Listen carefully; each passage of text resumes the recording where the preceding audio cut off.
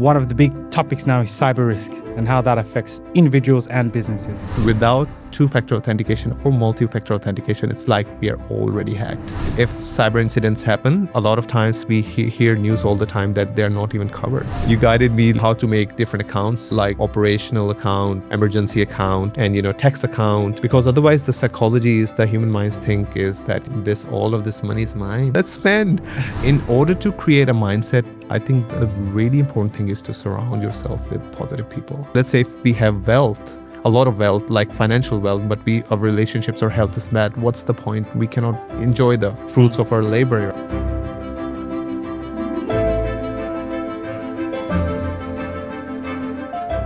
Welcome to another episode of Elevate Your Wealth, and today we have a special guest. So we have someone who is a client, a friend, a fellow business owner who will talk about his journey. He'll talk about a few things as well. And I'm very pleased to introduce Hassan, founder of Healthcare IT Solutions and Workspace IT Solutions. Welcome to the show, Hassan. Thank you. Thank you so much. It's a pleasure to be here. Thank you. Amazing. Good to have you as well. So Hassan's company usually helps clinics, allied health professionals, professional services. So he's my IT guy as well. So it's really good because he's made things a lot easier for me. And he's that tech expert, and he's also a business owner, which just helps and will make the conversation very interesting. So Hassan, we're going to jump into a few things, but I guess people always just want to know a little bit about your story, how you got here. So just tell us how you got to Australia. What has your journey been so far? Yeah. So I actually got married to one of my family friends, and she was born here in Australia. Oh, so nice. I was during my uni, once I finished my bachelor's, I was thinking to go to Canada for master's. But then, this opportunity came and my mother said, you have to get married at the age of 23, 24. And I said, okay, sure. Okay. And then I got married and applied for a visa. And in 1 year I was here. Yeah. Amazing. And your journey here, I'll definitely ensure that your mom doesn't speak to my mom, so she doesn't put pressure on me to get married. But that's a different story. But yes, so that was a very young age to get married as well. Well, at least for Western standard. And Canada is too cold, so good thing you came to Australia. Yeah. So how was that transition? Obviously, you made it sound so easy. It's like I applied for my visa, I was here in 1 year. It was not. Surely there was a process behind that. Yeah, 100%. Once you first on paper, we had to get married, so we didn't start the shared life. So to apply for the visa, and then there's so much lengthy process of applying for the visa and then interviews and everything. So it took more than a year, but luckily it was all good in the end. And then when I came to Australia, it was totally new for me. I grew up in Saudi Arabia. I stayed there for 10 years. It was a different Gulf life there, and stayed more than 10 years in Pakistan. So Australia was totally new for me, and I was very excited, wanted to build myself. I was starting a family, so it was totally, jumping 100% into a practical life. So coming here, it was a really amazing journey to learn more and to do more, to go through a lot, and to come to this point. So it was amazing. Amazing. Grateful. And obviously you came here and then you decided to start a business. Yes. Tell us about that. Yeah. So it was amazing journey. The very first thing I did was working for 7-Eleven, doing some shifts to start supporting my parents back in Pakistan and also start supporting my family here. So right after 7-Eleven, I got an IT job in a small healthcare IT company that was supporting doctors and dentists. So I was working there and had a lot of experience for, over 4 years there. And I saw a lot of failures in the medical industry. And I was so I felt so much that, a lot of small doctors and dentists, their businesses doesn't have heavy budgets. They cannot afford a big IT company that can really look after them, and they end up with one-man IT person who doesn't have proper qualifications, and as a result they get hacked. and a lot of ransomware attacks happen where the patient's data is compromised. I see. So I saw what mistakes the teams were doing, and always wanted to improve that. So somehow, I met a guy, Rakesh, Okay. at one of the clinic. It was in near in Lane Cove and Burns Bay actually. So I met him and we had a really good chat and saw him in different sites. And eventually he said, "Hey, I've got a site." He left that company and joined another group. And he said, "We want to set up a small clinic in Potts Point. Do you want to do it?" I said, "Yes, I want to do it." So that's how, it all started. Yeah. Amazing. So it sounds like things just happened for you. It's like met the right person, and next thing you're setting up a business and solving a problem for the small business owners there. So and that's a very important point, because small businesses as well, they have a certain amount of budget, and with that budget as well, if you don't use it wisely, you run out of businesses. They always say small businesses run out of business quite often. Yeah, 100%. Did anything hold you back? Were you scared of anything when you were starting? Yes. So first of all, I think it was the mindset. I think mindset block, because growing up, I always heard in my family, we had more than 10 cousins and some senior cousins as well. Most of them were in IT, and growing up, it was all about around myself. I used to see that get a really good get really good in your education, get certified, become the specialist, and get a really good job. So that was the mindset. So business was never in the picture. So, but when I came to Australia, my father-in-law was the first influence. He always said, he wanted to do business, and he didn't start at the right time. So he always pushed me that you need to start a business. And at one point, so I came in 2014, and in 2017, one point, what issue happened was that my auntie, whom I lived with more than 4 years in Saudi Arabia, in Riyadh, away from my parents, to be with her. And she was really a role model for me. She really nurtured me in my education, in my, religion-wise. And, she passed away because of cancer. Oh. So in 2017, at the end, and in December 2017, it was and I didn't have money to go. And I was so emotional, and I felt so bad that I wanted to go. Yes, the family would have, I could arrange the ticket and go, but what about my family here? So at that point, I realized that, I need to do something more. I want to be independent. I want to have financial freedom. So that really pushed me to start a business. Okay. Yeah. And one thing, I recently read your book. Oh, yeah. And it was amazing, the Elevate Your Wealth. And you said a really good sentence, which I can really relate to. And you said, my mother didn't work that much hard so I can be just an average. Yeah. So and I always something similar. I can really relate to that, and something similar. I feel I haven't given sacrifice to stay away from my parents and not do something awesome here and support them as well. So Yeah. No, amazing. And you've mentioned a few points there that are very quick. You mentioned mindset. To run a business, you need a certain type of mindset, and if you don't have that mindset, you might not be successful in that. And you also mentioned key people in your life that actually encouraged and helped you get started and kind of pushed you into the right direction. And it's important when the right people push you and you trust them, because you will then do it, right? Yeah.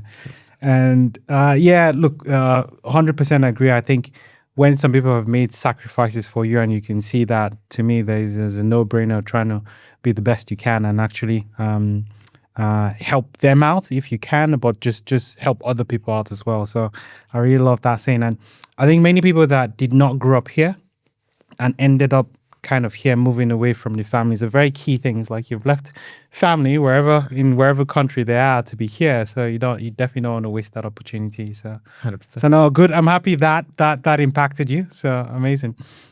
Okay, so we'll just move into obviously what you do day to day and how you can help people out there. So people listening as individuals or people listening as businesses. I think one of the big topics now is cyber risk. Okay, and how that affects individuals and businesses. So, broadly, how can people keep safe on the internet these days? Yeah. So there are a few things. I would like to point out four things. Number one thing is that, use unique passwords, not just numbers or not just small passwords and same passwords for every account. Okay. You use unique passwords the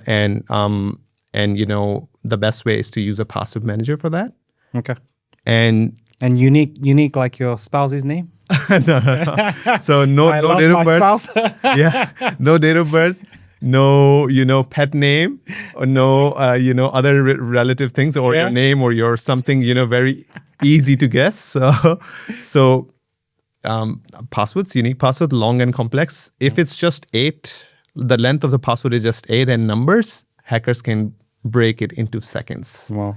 So it has to be longer, like at least 14 or 16. It should be a passphrase, combination of numbers, letters, characters, and different. So if it's too techy to use a password manager, just write on paper.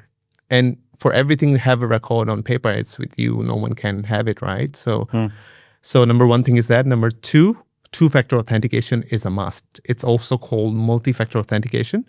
So without two-factor authentication, what is two-factor authentication?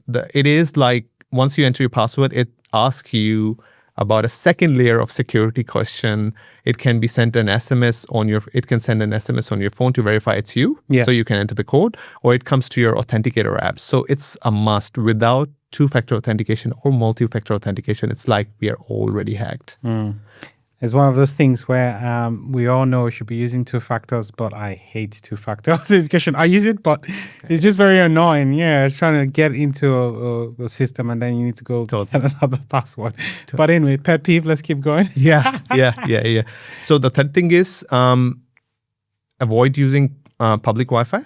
Okay. But if there's nothing and something really urgent you need to do, avoid using sensitive accounts, logging into your bank accounts or things, because on the public Wi-Fi, there can be hackers who can try to, get those details that you are sending through. So if you have to use it, have a VPN in your computer. It can be a NordVPN or some other kind of VPN that, any brand that they can use. There are some famous ones out there. So VPN is really important. Is it safe on your phone? Or what can you use on your phone? Can you use a VPN on your phone as well? Yes, you can use VPN on your phone as well. Amazing. Yes. I did not know that. Yeah, 100%. Okay. And also use like 4G. Don't use public hotspot. Like if you're on your phone, better to have a data SIM there, even if you're abroad. So you can just get the data SIM with the data. So use 4G there on your phone, so you don't have to rely on connecting to the hotspots or hotel Wi-Fi or airport Wi-Fi or those things. Like it's risky. Yeah. Is there any risk in hotspotting from a friend? And not saying that friend is dodgy, but can someone then break in in that way or not really? If it's a friend phone, you can use it, yes. Okay. But try to use your own. But if you have to use your friend, but you can trust your friend, right? So yeah, well, I'm just asking for a friend. So. Yeah, 100%. You can sometimes if you have to do, you can do it. That's fine. But just be safe. Yeah. So and the fourth thing is like after the links, be very careful to if any link that is coming to your phone via SMS or via email, if it looks a bit off or it's creating some sort of urgency, avoid clicking it. Do not click it. Like any links that you get, and if you have to check, like let's say if it's from Australian Federal Police, someone is trying to be like impersonating as Australian Federal Police, just Google Australian Federal Police or Google your local police station and call them and check them. Did they contact? So yeah, do not just jump into that. Otherwise, because the messages that hackers are creating, they are so like creating urgency that that police is gonna sue us, they're gonna take us, and this and that. Then we get scared, and then the logical mind goes out of the picture. Yeah. So yeah, be very careful. Just talk if you're like stressed, reading a message or something, seeing something that some Australian government logo is there and the seal is there, and they're saying that they're gonna sue me. So just talk to your friend or talk to someone who's techie. Get a lawyer. Yeah, or get a lawyer eventually. If you've done anything bad, if you haven't, then you're fine. Yes, yes. So And just just a question with that. So those links, is there any way to check if that link is legitimate? Should you copy it, and is there a website you can check? I don't know.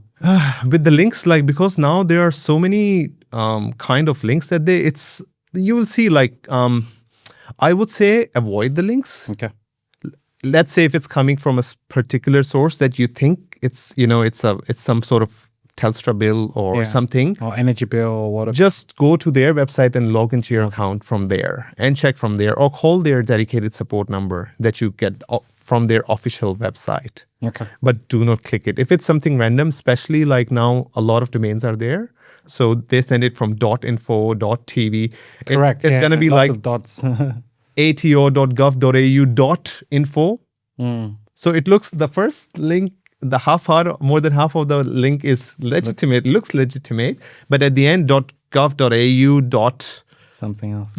.public.info. So it's, we have to be very careful. Try avoiding, because a simple click can give access to a hacker to your device. Amazing. That's definitely good. I know you've also been talking a lot about Windows 10 because there's been some changes there. And many people might be thinking, well, I'm just going to keep my old Windows. I don't want to pay for the new one. I don't want to change. What? Tell us more about that. Yes, you're right that Windows 10, actually last week, the support for Windows 10 finished October 14th. So what it means is that Microsoft will no longer release any updates, any security updates for it, because every time hackers are working constantly to find some loopholes or vulnerabilities in the system to get into it. And Microsoft used to release patch fortnightly or weekly, so that, whenever a threat comes, the Microsoft team creates a patch for it. And then Windows updates happen, on the devices. Yeah. And then the system stays secure. But from now on, there will not be any more updates coming. No patches. Okay. It's really important to, take action on that. One thing is that a lot of the systems are compatible. Yeah. Like people can upgrade to Windows 11. And some people ask, what is the difference between Windows 10 and Windows 11? I think the simplest way is, like, just go into the File Explorer in the computer. Yeah. And it opens a new window. On the left side, there's a menu. In the menu, there's one item called This PC. And right-click onto that. Go into Properties.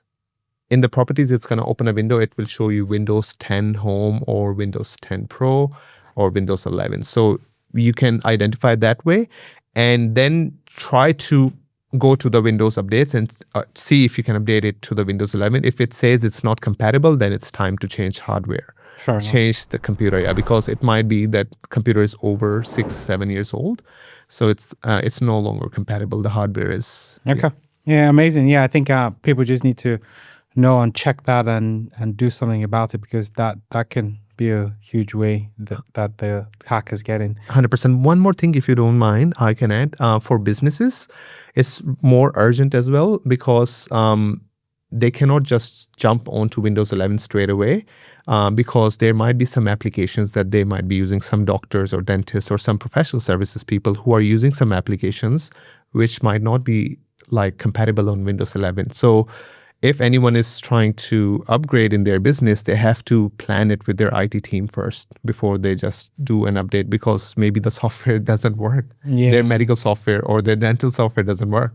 So we went through a lot of it, and we had to work and find solutions to, bring them. Some systems we cannot, so we put more security on those systems which cannot be upgraded at this stage. Fair enough. There's always a second and third degree effect of every decision you make. So, and such ones with businesses as well, is good for them to check with the IT, because I can imagine lots of business owners would know what is going on there from 100%. that space if it's not the field. Yeah.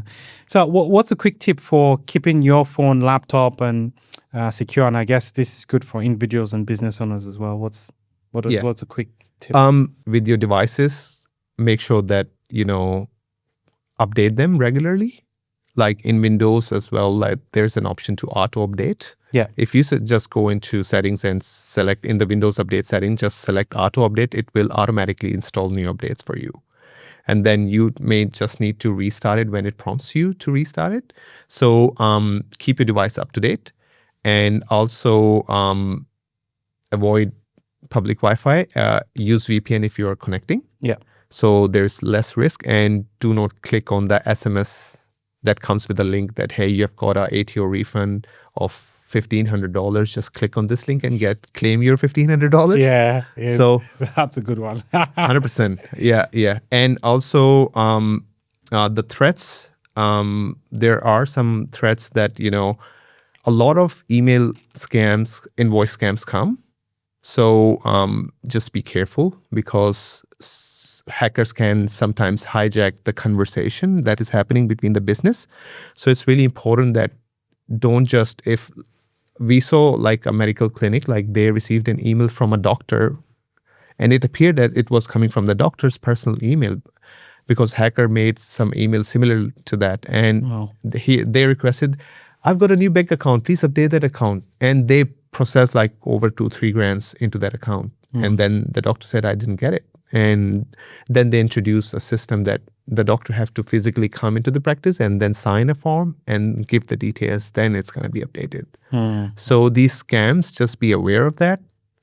And there is another way, like tech scams. A lot of times when people are browsing on the internet, maybe they stumbled upon a riskier website. And that website just automatically prompts on the browser that your system is compromised, contact this support number. And it, and the logo is Microsoft logo. And, what happens is that people who are not aware, especially the senior people and non-technical people, like they can contact them, and then they are connected to a hacker.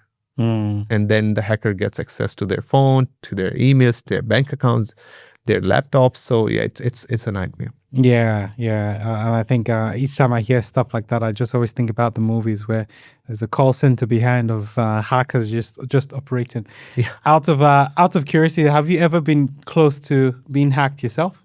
Yeah, as IT professionals, we are not immune as well.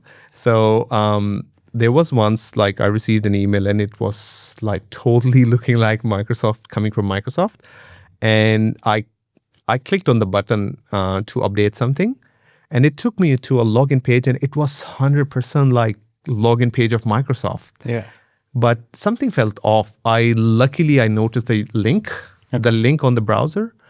It had something off. Like it generally, when you're logging into Microsoft, it's like login.microsoftonline.com. Yeah. But it was something .info. And then I realized, oh wow, why did I click that? Yeah. So that's how, let's say if I would have entered my password, it would have prompted to enter the 2-factor code, and they would have, the Microsoft account, because I've entered the 2-factor code as well, and they can have access to it. So even with the 2-factor authentication, my account would have been compromised if I would have proceeded on that. So we have to be very careful. Just be mindful. What is the link saying? Is it an official link or it's non-official? If you're not sure, just go to Google and search, and you will see the official link. Okay. Yeah, no, very good. I think a story of mine, which you know, because I then contacted you then as well, was on the morning I opened my laptop, and then I then saw an email from me to me. Okay. And I was like, okay, I'm being very productive now. I'm sending emails to myself, and I'm threatening myself. And the subject line said, we have pictures of you. Yeah. And I was like, well, I don't even take that much selfies and that much pictures. Yeah. And then that's when I clicked on the name, because the name was for me. I was like, why am I sending myself that? And I clicked on it, and then the email was actually different. Yeah. And then that's what I was like, and then I was really scared, because I was like, oh, someone has accessed my email. Because that's actually what I thought. And then I called you, if you remember that. And then I was like, Hassan, could you please help? And then you fixed it. It happens all the time. Like what we see is a lot of times hackers are targeting the staff and impersonating as the business owner. So they send they send with an email name as your business name, like you saw, like Victor Doko. But the actual email is sometimes hidden. It's not showing. Like on your phone, if you open it up on your computer, if you don't pay attention, you won't see the actual email behind it, but the name looks real. So a lot of time staff can get worried that, and that email has that, I'm in a busy meeting, I cannot take your call. Just send me your WhatsApp number or contact me on WhatsApp on this number. And yeah, don't contact this or that. Just do that. So, and people do it. Like I had a previous IT company I was working for, a facility manager, like he got an email from his boss, and the boss was saying apparently it because the name was boss name, but he didn't check the actual email. And the boss was saying, "Can you get me $5,000 worth of Apple cards, Apple Place cards?"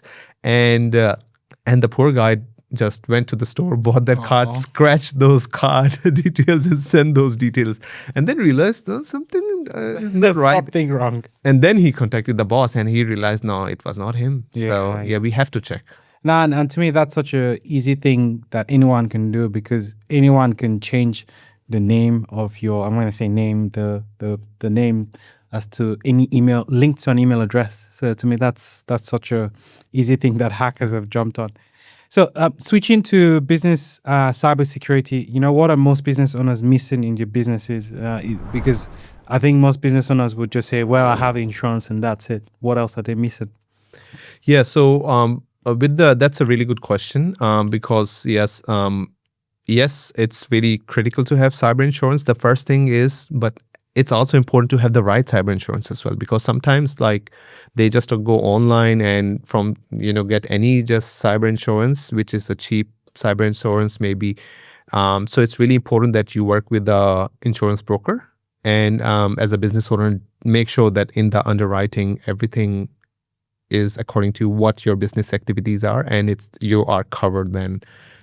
If you have team overseas, it's also mentioned there so that they are covered in that as well. Otherwise, if cyber incidents happen, a lot of times people, like we hear news all the time that they're not even covered. Yeah. Because they didn't have the right cover. So that's really important. And the second thing is, yes, even if you have cyber insurance, there are some important things as a business owner that is a duty of every business owner to protect their customers' data. Because like, what kind of security are we using? Like, are we using complex passwords? Are we using two-factor authentication? That's a must. If, let's say, the password everyone was using a similar and simple password and there was no two-factor authentication, cyber insurer will come back and say, why didn't you do it? You signed the form and you said you did that. And now they will investigate and they will find out. Because cyber insurance have cyber police, and when they come and they investigate, it's like a real interrogation. Yeah. So it's really important that basic, security is there, like passwords, two-factor authentication, antivirus on every device is a must. And, there are certain other aspects as well that every business owner should cover so that they can have the cover of cyber insurance in worst case scenario. Yeah. So I think one of the big ones for me that you helped us with was the email filters, because, if you're not getting those emails that have the bad links in the first place, you don't need to worry about that. So that really helped. I think I slept better at night with the team, ensuring that the filters are just keeping stuff around, and it keeps out lots of spam as well. So you have less emails to 100%. Without deal with. Totally agree. And I'm glad to hear that you can sleep better at night. Same with me as well. Like spam filter, email filter or spam filter, like it's a must for every business. Without that, it's like too much risk, because like if we monitor like even small businesses, like a small doctor clinic or a professional services, we see and it's just one clinic in one area, and there are attacks like every day. There are more than 200 risky emails coming to them, which are being blocked by the spam filter. So it's a must. And if any business doesn't have it, highly recommend speak to your IT and get them to enable that for them. Yeah. Otherwise, it's just too risky nowadays without that. So I cannot even imagine running my business one day without that spam filter. Yeah. So totally amazing. Yeah.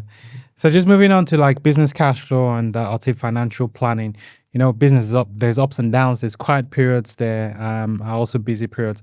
So any tips for business owners as to managing cash flow? When I started my business, like I had no idea. Like there was just one account and everything was coming there. And there is a very important thing is that when I met you in our business network, you helped me my business with the cash flow management, and it was very educational for me because yes, I'm a technical person, but I'm really bad with finances and this information. So you guided me, how to make different accounts, like operational account, emergency account, and tax account, because otherwise the psychology is the human minds think is that this all of this money is mine, it's coming to me, I can use it as I please, and let's spend. So you helped me with that, and that really set me to how to organize those funds and avoid those headaches that when big tax comes to you, and Correct.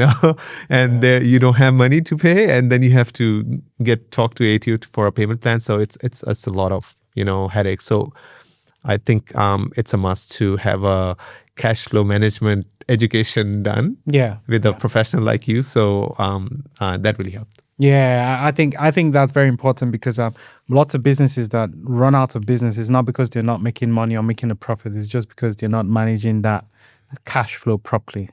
Some people think cash flow is profit, but no, it's not the same. So, and small things, as you said, is the psychology of money and managing that properly that can actually help. So I'm glad that has helped. Okay, and if a new business owner asked you for your best cash flow tip, what would you say? So I would say somewhere around the same thing as you mentioned just now, that profit is separate than the cash flow that is coming in, because it's not all your money. So No. so just separate those accounts, work with and manage them. And as you also mentioned during that cash flow management sessions, that have an emergency fund account as well. Like, let's say what something unexpected comes, maybe you're not able to work for a couple of months or a couple of weeks, who's going to pay the bills and who's going to pay the wages. So have, like, at least you mentioned, ideal is to have like at least 6 months running operational funds in your account. So in case of any emergency, like it is not stressful then. So Correct. yeah, that's really important. Yeah. Yeah, I think that yeah, would be a fair. really important tip as a business owner. It's going to reduce. I definitely like that tip the as well. stress. And sometimes people look at your businesses as they look at the way they manage the money cash flow in the business totally different from personal. Yes, it is different, but the whole psychology behind it is the same. As individuals, you should definitely still have emergency fund, 3 to 6 months, and the same for the business, 3 to 6 months. And so that way you don't worry about money, especially when business slows down. So just talking about family wealth and I'll say legacy as well. You've done some planning around your family finances. How has that helped you feel more in control? Yeah. So when after that cash flow management sessions, like I remember, like we had a session with my wife and you, and that really, like, discussing about the importance of planning around wealth, and about important steps that we need to take now. That really, because I never spoke those things with my wife directly somehow. Like, we were not on the same page on certain things. So with you, like, it was so easy, like, to discuss everything. And then we were able to understand a lot of things that we need to do now to make a difference in next 10 years or 15 years. So I think, that really gave us a clarity. And we have, like, and you got us to, you ask us, like, what goal you want to make, what finances difference you want to make in the next few years, 1 year or 5 year or 10 years, that, that now, we have a clear picture where we are heading and how much we have to put the effort right now. A small efforts now can make a huge difference. So I think that really changed our perspective around finances. And as a team now, me and my wife are working together on that. So thank you so much. Not a problem. My pleasure helping. I think that's one of the things as well. Many people don't speak about some things in finances, or sorry, some things about finances, and we go in and ask the hard questions sometimes. So that's good to hear. What's one thing you've learned about managing family wealth that you think other business owners should know? With the managing family wealth, the really important thing is that when I spoke to you and also to our accountant Zumi, like, as a business owner, like, recently I've done it because of your help and guidance, that there should be trust structure in your company, because previously it was just a company, PDY Ltd, and I thought it was all, protecting personal assets and everything. Even my previous accountant didn't know that. I used to speak to him, but he used to say, no, you don't need it, you're protected. So when I spoke to you, I spoke to Zumi, the accountant, and you guys told me that, I need to get a trust in order to protect my personal assets. So that was really important. So I was able to set up the trust with Zumi. Okay. And it's much more peaceful now. Yeah. And also about family wealth, like how you mentioned about that, we bought a property recently as well. So how to plan it, how to, for future, like how to, plan around it. And if you want to change it, or, if you want to buy another property, what should be the strategy so we can, minimize the tax and, improve the efficiency and, make the money work for us. So I think that was really educational. Yeah. And it has made a huge difference in our how the relationship between the money and us, like it has made a huge difference. Yeah, no, amazing. Many people put your head in the sand when it comes to money, do nothing. So it's just getting the right advice and people around you, and things like family trust just work wonders, not just now but in the future as well. Because when you're passing wealth down to the kids and all that, there's a secure and safe way to pass that down to them and protect them as well. In the future from anything that comes up, and speaking about family and kids, do you talk to your kids or family about money? Is that still a work in progress? How is that looking? It's still a work in progress, to be honest. So because I have two daughters, one is Solia, one is Amira. Solia's 10 years old, so she asks a lot of questions around it, like what do you do in business? What happens? Okay, how do you get paid? Or, how do you help customers? Or what do you do? What do you do with this boxes, all the boxes that come, in the office or at home? So, yes, whenever I learn something like from you or from the accountant or, from other, financial professionals as well. So I think, I always speak in a simple terms with my children as well, like my daughter, and say, hey, how to navigate or with, what should be the relationship with the money, because that really impacted me from initial, in my 20s. Yeah. I didn't know that. And I made a lot of mistakes. So, and how, they can, how can they start saving, not spend everything that they get a toy just with the money that they got. So, and how, to think about, in future setting up a business, not just doing a job, or, empower yourself by doing business, and others as well, support others, support the community, because we have to give as well, not just, get, So I think it's a work in progress. And time to time, I speak to her and, she listens and she asks some questions. So I think it's going to make a difference. Yeah. Yeah, it is really good what you're doing, because I always tell people I got a lot of my money habits from my parents. Okay, obviously all the strategy and everything else, all the theory I learned along the way. But yeah, I definitely encourage parents every time you teach your kids right from 2 years old, Oh, wow. Yeah, teach them. Wow, even from 2 years old? Yeah. So read good books to them. Tell them about money, give them the values you want them to understand about money. And, a simple one is, I always tell people, is save, spend, share, and you actually mentioned that without talking about it in that format, because as you said, you want to give back to the community. That's sharing. Okay. Yeah. You want to spend, you don't want to spend all your money on toys. So you want to save, spend, share. I think that's a very good way for kids. Okay. And once they get older, you now tell them about investing and everything else, because the savings grows. Then what do you do with it? Yeah. You invest and it grows. Yeah. Awesome, so that's good. It's always a work in progress. So it was almost a rhetorical question now on. Okay, we're going to have some rapid questions. So tell us the first thing that comes to your mind. There's nothing wrong with anything you say. Okay, coffee or tea while working? Coffee. Okay. Apple or Android? Ooh. Android. Okay. Coming from the IT guy, you heard it here first, Android. One app you cannot live without? One app?